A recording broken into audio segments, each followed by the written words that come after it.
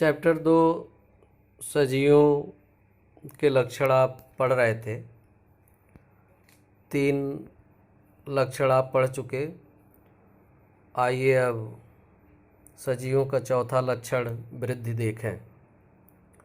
बच्चा पैदा होता है, वृद्धि कर किशोर, युवा, तरुण, प्रौढ़ अवस्था को प्राप्त होता है, प्रजनन कार्य करता है और वृद्धि होकर अंत में मर जाता है।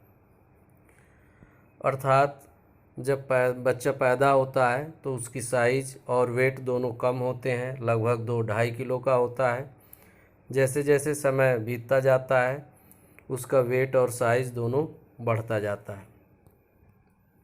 मनुष्य तथा अन्य जंतुओं की भांति ही पौधों में भी इसी प्रकार बीज अंकुरित होता है, नवोद्भिद तथा बाद में पौधा बनता है। इस पर पुष्प और फल लगते हैं। फल में बने बीजों से पुनः अंकुरण होकर नए पौधे बनते हैं।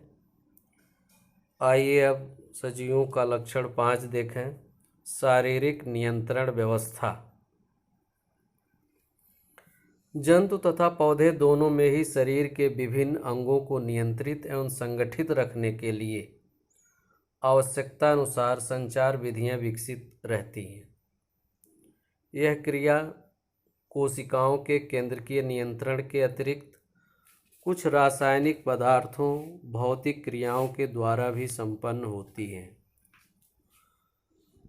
पौधों में यह नियंत्रण हार्मोन द्वारा भी होता है, किंतु जंतुओं में यह कार्य हार्मोन के अतिरिक्त तंत्रिका तंत्र, तरल पदार्थों जैसे रुधिर परिसंचरण एवं मलमूत्र विसर्जन द्वारा भी होता है। तंत्रिका तंत्र के नियंत्रण के अंतर्गत उच्च जंतुओं में तो सरल से अति जटिल ज्ञानेंद्रियां होती हैं जो विभिन्न संवेदनाओं के द्वारा उद्दीप्त होकर चेतना के आधार पर प्रतिक्रिया प्रेषित करते हैं। सजीवों का लक्षण नंबर 6 अनुकूलन की क्षमता। सजीवों में अपने परिस्थितियों के अनुकूल ढाल लेने तथा प्रतिकूल परिस्थितियों पर विजय पाकर जीवन संघर्ष में सफलता पाने की एक विशेष क्षमता होती है।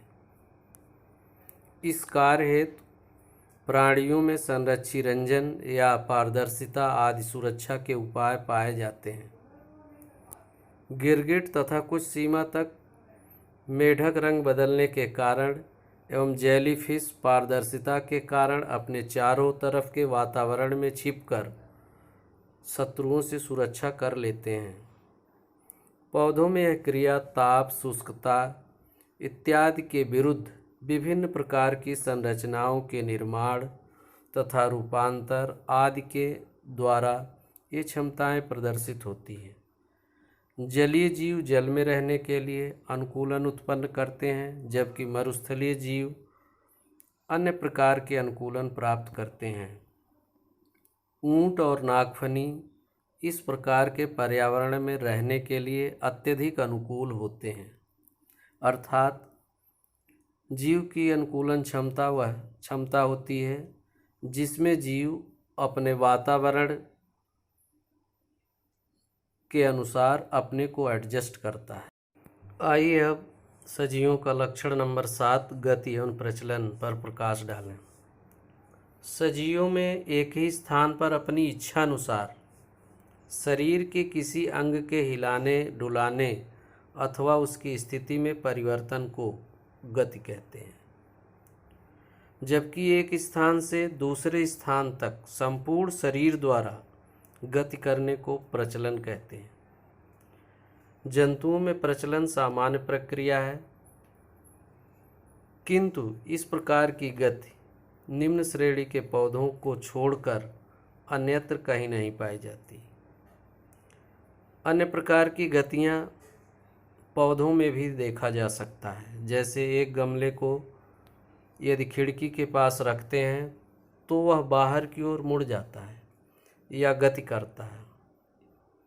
छुई मुई का पौधा स्पर्श करने पर सिकुड़ जाता है और पुनः थोड़ी देर में उसी प्रकार फैल जाता है। एक स्थान पर स्थिर रहते हुए स्थिति में परिवर्तन पौधों में गति का उदाहरण है। जैसा कि आपके स्क्रीन पर चित्र से आप पौधों में गति को समझ पा रहे हो।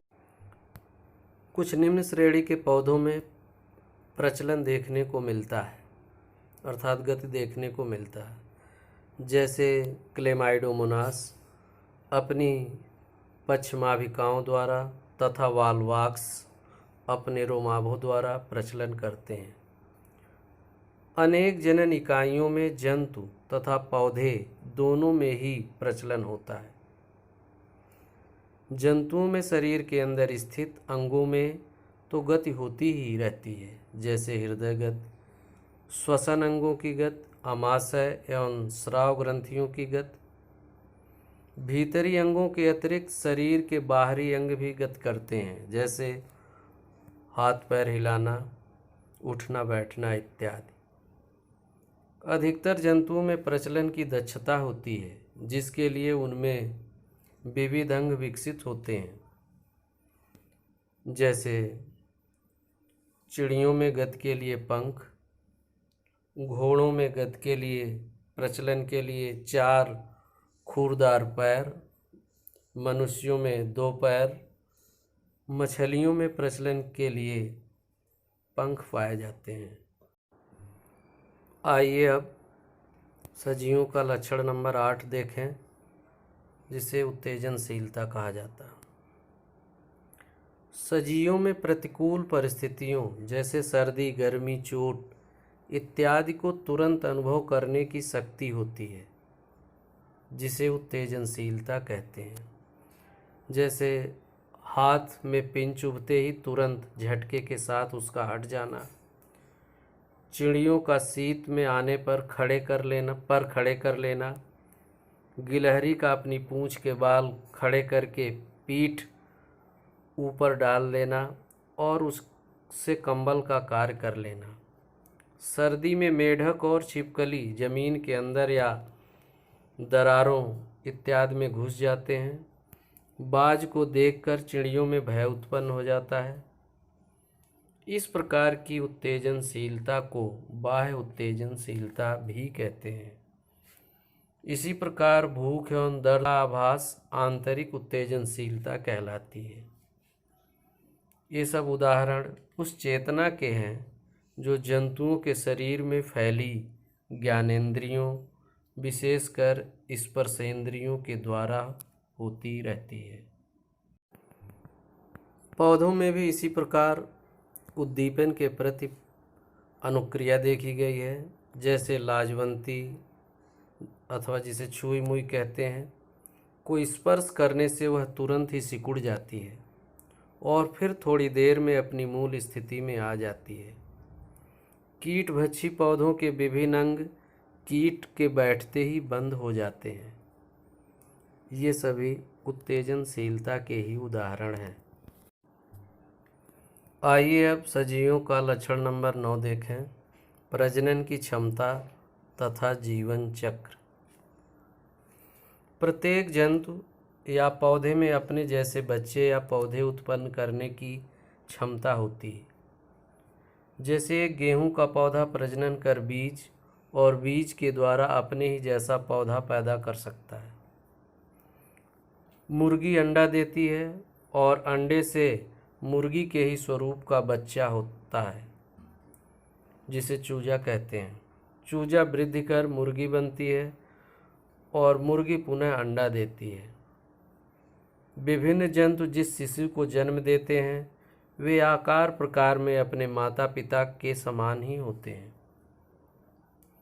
उपर्युक्त के अनुसार प्रत्येक जीव जन्म लेता है, विभिन्न प्रकार की जैविक क्रियाएं करता है, वयस्क अवस्था में वह जनन भी करता है और अपने जैसी संतान उत्पन्न करता है और जीर्ण होकर मर जाता है। उसकी संतति अलग जीवन चक्र चलाती है। अभी आपने जैविक क्रिया एक टेक्निकल टर्म को देखा, तो जैविक क्रिया वह क्रिया होती है जो सजीवों को उसको जीवित रखने के लिए उनके शरीर में निरंतर होती रहती है। इस प्रकार सजीवों के जो मुख्य लक्षण थे उसको आप पढ़ चुके। आइए अब ये देखें मृत वस्तु क्या होती है। मृत वस्तुएं सजीवों में एक निश्चित व्यक्तित्व तथा जीवन चक्र की अन्य विशेषताएं होती है तथा उपापचयी क्रियाएं चलती रहती हैं, किंतु जब किसी सजीव की ये सभी क्रियाएं अर्थात जीवन के गुण समाप्त हो जाते हैं तो उसे हम मृत कहते हैं तथा उसके शरीर के भाग यदि रहते हैं तो वह मृत वस्तु बनकर ही रहते हैं, जैसे चमड़ा, मांस, लकड़ी, कटे बाल, सींग, हाथी के दांत, कार्क, पौधे से अलग हुए पुष्प व फल इत्यादि। अर्थात मृत वस्तु या शरीर में पहले जीवन की विशेषताएं होती है, किंतु जब ये विशेषताएं समाप्त हो जाती हैं तो इस अवस्था को ही मृत कहा जाता है।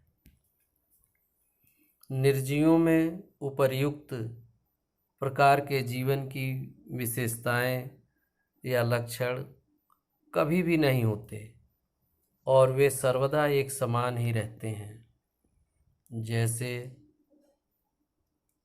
नमक, गंधक, पत्थर, पर्वत इत्यादि।